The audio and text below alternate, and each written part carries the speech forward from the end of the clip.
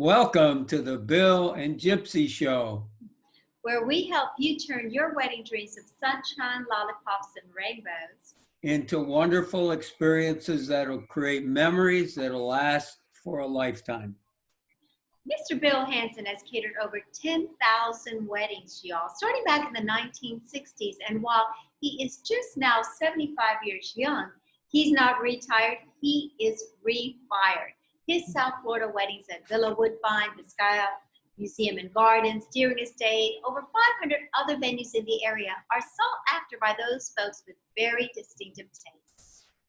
Wow, thank you for that kind introduction, Gypsy. I really don't deserve that. I'm quite humble. But anyway, as far as Gypsy is concerned, there's a lot more to her than sunshine, lollipops, and rainbows.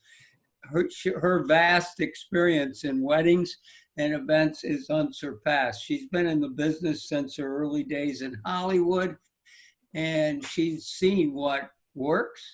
She's also seen what doesn't work, and she's full of advice for everyone that's watching this show today.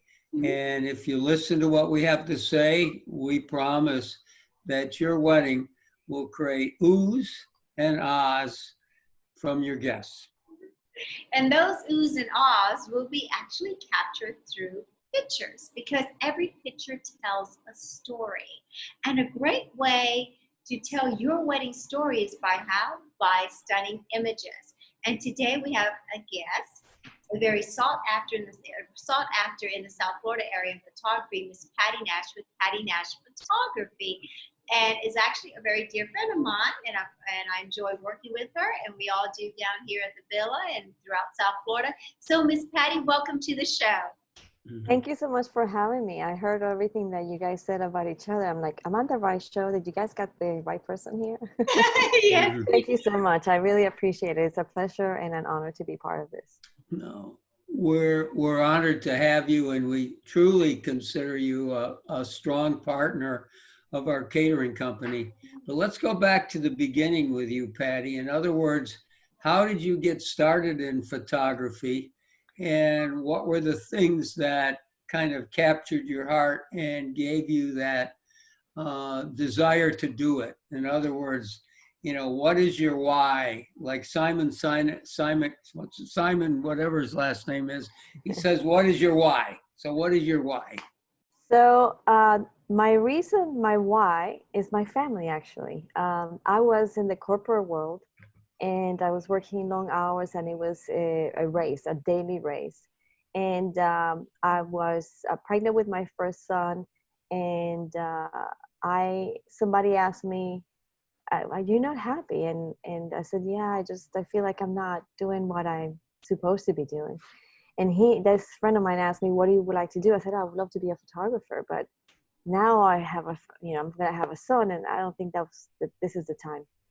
And that day, without me knowing, he drove me to the Art Institute, and he says, well, go and find out what it takes. I was like, okay. It was a total surprise. So I went upstairs. It took me 2 hours. And when I came back, I was registered to start the next week. And my family was not there. I didn't call anybody. I just registered. I came home, and we had to sit down for dinner. My mom was staying with us.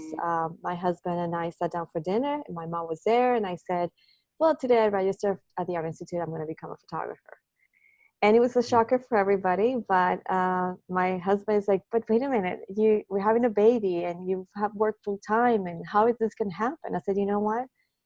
When there is a will, there is a way. And this is my passion, and I want to pursue it. And I will be a mom 100%. I'll be a wife 100%. And I'll be a student and continue to work. And I did it. So I went back to school. I had my son. I had to wiggle everything, put everything in the same pot kind of thing. And within 2 years, I got my degree. And 6 months after that, I quit my corporate job and kept on going with photography. So my why, and what pushed me to it, was my kids. And the reason I said my kids is because I now think about the fact that I want them to pursue their passion, and I don't want them to be stopped by anybody telling them, oh, you won't be able to make it, or that's not the field, or you need to be this or that. If you have it within you, it can happen. So I want them to pursue their dream and not be limited. And it's a way for me to show them that it can happen. I heard a corny line years ago, if you want to be in fashion, follow your passion. It is true. It's very competitive. It's photography and it's fashion as well. Extremely competitive, but it's a beautiful world of art, and you create daily, and it's I love it. In fact, my husband and I said, when I win the lottery, what would you like to do? I said, I'm already doing it. Wow. I will continue to do this. This is what I love. Exactly. And when you change your career and everything into photography, I know you had to develop a style there are so many different styles of photography out there. Every photographer has their own unique style, but how do you describe your style in working with your clients? I describe my photography as timeless and elegant. I know there are a lot of trends, and every year something comes up, or a photography that is like what is have a trend now. But a wedding is a timeless time in your life. The photographs from your wedding are going to last you from now until 50 years from now. So I believe that those need to be timeless and elegant. So it showcases who you truly are, and not the trend of that day that was to wear neon something or stand up on top of this or that. And also, the people that are going to be looking at this are not only bride and groom, but their families. Their parents take a huge pride of displaying their photographs. So I want to make sure everybody that is involved in this wedding is proud of what is captured. So I believe that timeless and elegance does never go out of style. And I think that's how I describe my photography.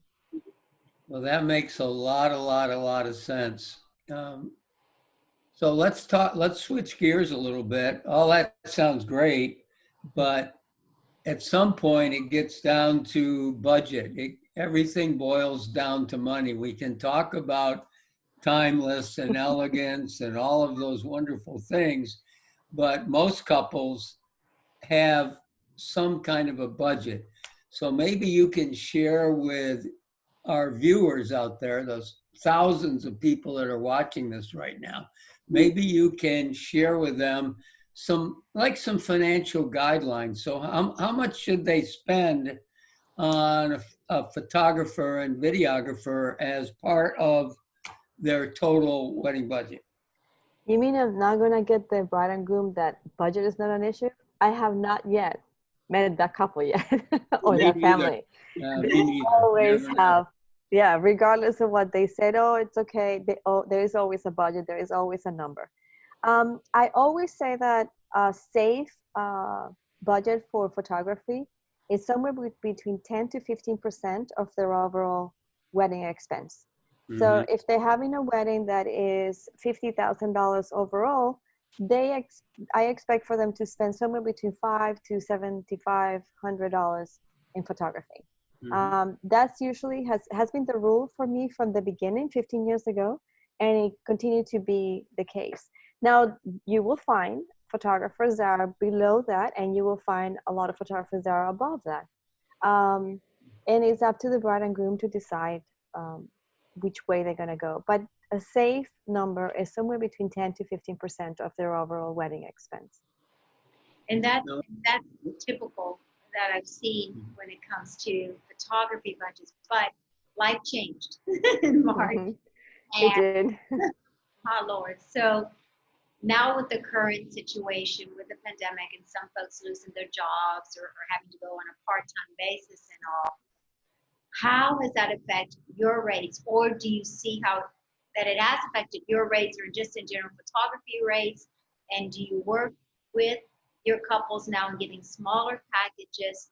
And also being a photographer with the pandemic, how do you safely work with your couples to get all those photos? Do they have to wear a mask, not wear a mask? How do you do that? So when this just started back in March, I remember coming back home from an event that weekend where everything started. And my husband and I thought about it right away. I said, we need to be proactive about this. Let's put a package together to help the couples that are facing this, because whether or not they get affected by it, sometimes their family members or guests will be affected. So it's a way to help them. So we prepare back then a package that was more affordable to a larger group of people, that covered their wedding, and give them some options. Some, like, maybe they decide, you know what, we're going to make this very small and we just need one photographer. So we started with just one photographer. We give them an option of adding two. We give them an option of having two photographers plus a wedding book. And we also give them the flexibility of having coverage and then order their wedding book later on. So that way they can work with their budgets.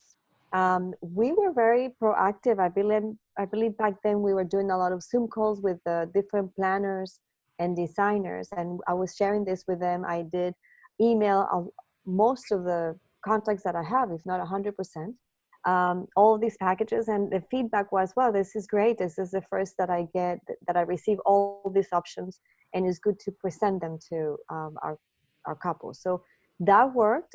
We got some referrals from that, and some brides and grooms that are getting married this year, 2020, booked us with those packages. So that has worked out. We originally offered those through July. No, I'm sorry, through June, because you never know that this was going to take this long. Right. And so September. we figured, by June we should be okay. So we put an expiration on those packages. But then June came around, and it's like, this is just continue to go. This is not going anywhere. So we extended that through the end of August. And we sent, again, reminders to all our contacts. And one of the options that we added were also elopements, because a lot of couples have decided, we're just going to be the two of us, maybe my maid of honor and best man, and that's it. So we gave them some options for that. And we had one couple that actually booked us with it.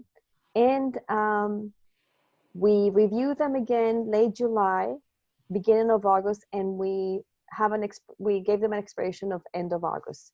And that's it. We didn't extend it after that. So we booked with those packages some brides for the 2020, and we also booked for 2021, the beginning of 21. We still continue to get requests for pricing. And what we're doing is reviewing their needs on a one-to-one basis. So right now, they say we'll plan a wedding in January or February, but we're not comfortable with a big group. So we're going to keep it to like 25, 35 people. So we customize for them, because we still want to work with them. And we still realize that this affected everybody and us. So of course we want to continue to work with them. But for the new prices that we will have for 2021, we're actually revamping all our services and giving them some options and some flexibility, so they can book our services and then add additional services as they go along. If their budget changes, or if they get gifts from their family or friends, they can add additional things through their packages. So that's what we're working on for 2021. But yeah, we were very proactive. It worked out for a few couples. We have a couple in October that, in fact, they were getting married in South Beach, and the venue is not available yet. So they have to switch dates 3 times. And finally, the third time is in October, and they have to move their location to Naples. So now we're traveling to Naples in October to cover that one wedding. And that was one of the packages that we booked through the special packages that we designed. So we just want to provide the best service possible. So what we're doing is still keeping the service, still keeping everything that we offer, and we're just driving that day and making a day out of it. So What about with but I the think, Beautiful. sitting and do they have to wear their mask? Not wear their mask? yes, we wear a mask 100%. In fact, besides the weddings, we've been lucky enough that we have stayed busy with our photo shoots, and 100% of the times that we wear a mask. And I am known by wearing gloves, so I continue to wear gloves every time that I'm working. I keep a distance, and if I have to get close to somebody to give direction, I let them know ahead of time. Is it okay if I get a little closer to you? I still have a mask on. I have glasses, mask, and gloves on. Some venues require us to sign a waiver, and we understand that. And so far, it hasn't been an issue. After we come back, our masks need to be washed or replaced. Our gloves need to be washed or thrown away. And we clean our equipment again, just because we want to be very careful and respect everybody. Beautiful, beautiful. That should give a lot of comfort to those people watching. Now, last night I had the pleasure, I watched this movie. It was called The Big Wedding. I don't know if you have seen it, but to make things short and sweet, there was so much drama between the parents and the brothers and sisters prior to the wedding, and even as the couple was about ready to walk down the aisle. What happened was the couple couldn't stand it anymore. So what they did is they escaped from the big tent. They walked down by the water on a pier, and along with the priest, who was portrayed by the late Robin Williams, they got married down there. So that leads me into, let's talk about drama. Tell us a couple stories about those dramatic things that have happened to you and how you've dealt with them.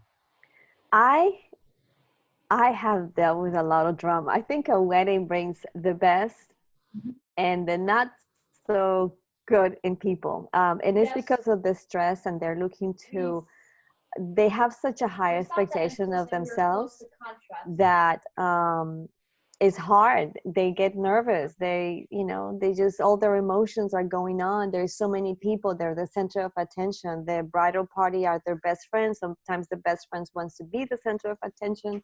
So all of that create extra drama. Mhm. I have dealt with brides where I walk in and she put the hand on my lens and says, I don't want any pictures now.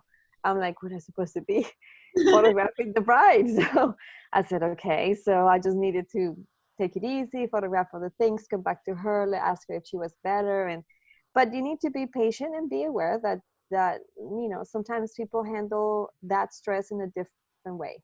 Now, while we're getting ready for a wedding, I believe I am super organized, not the norm for a photographer, but I am very organized. And I think that comes from my background in the corporate world, that everything is in writing, is timed, we know what to cover, we know what time we have here and there. And that has helped us a great deal. So that way there is no surprise at the end of the day, said, oh, we forgot to cover this. Everything was on the timeline, so we're good. And with the timeline, when we reviewing it for the final approval with the bride and groom and the planner, we go through different lines. And one of them is who's going to be with you when you're getting ready. And usually they have their friends and their family. And sometimes they have a lot of people with them. That is an Pandora's box, basically. You never know how that's going to work out. So I always suggest for the bride, I say, okay, it's great that your friends are going to join you. I totally understand that. How about if we start with just you and maybe your mom, or you and your best friend at the very beginning with your makeup, getting ready. And then once you're done with your makeup and the rest of the party are going to join you, you're ready to receive them. So I have time to photograph you alone in your time, and then we'll bring everybody else. And that has worked really well. So that way they kind of like realize this is my time. Now I'm ready to get everybody else in here. And it allows us to capture everything more organized. So that's how we have worked with drama. The guys, if their hair is good, they're good. It's all about their hair. That's what I find that over the years, that the hair is the most important part for that guy getting married. So I always say, just make sure you have enough time for your hair and we're good to go. And one thing I learned, and I never knew this, but for women, their eyebrows are the most important thing. Their Oh eyebrows. my goodness. Yes. Eyebrows and lips. Yeah. Eyebrows and And lips lips. are so important. Yeah. If you walk in and you see the bride and you immediately compliment their eyes, that's it. They're glowing for the rest of the day. You look at them and say, oh my God, your eyes are beautiful. Immediately their eyes are shining, and that's a great advantage for us as well. By the way, Patty, how does my hair look this Your morning? hair looks fabulous. Okay. You spent enough time today in there. What about my lipstick? Is it good? You do it. Your lipstick is always on spot. Always. That Southern Belle. That's My true. goodness. So, Miss Patty, what is your main advice for all couples out there watching in choosing a photographer and why? Um, I think most important is they need to look at their gallery, Instagram, website, whatever they have available. Look at their work and see what is attracting them to those photographs, and then talk to them. Um, and once you're talking to that photographer, if they ask, how do you describe your photography? And they say this and that, and the images are matching that description, they're not trying to sell you. They're just being true.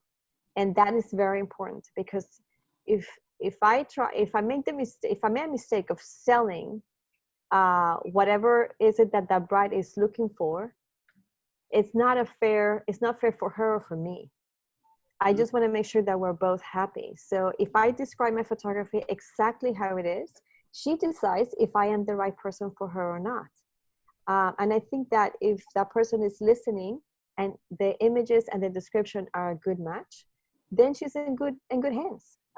It's going to be a good relationship. And the other thing is, I think it's very important that they talk to the photographer, either a video conference on the phone or in person, because that's the one vendor that they will spend most of the time. They spend the whole wedding day, maybe sometimes prior to, if they have an engagement or a bridal shower, and then the wedding, and then we have to stay in contact with them for the next like 3 months until we make the book and deliver the book. So we're the ones who spend most of the time with them. So I want to make sure that they are happy, that there is a good connection, there is good chemistry between them and us.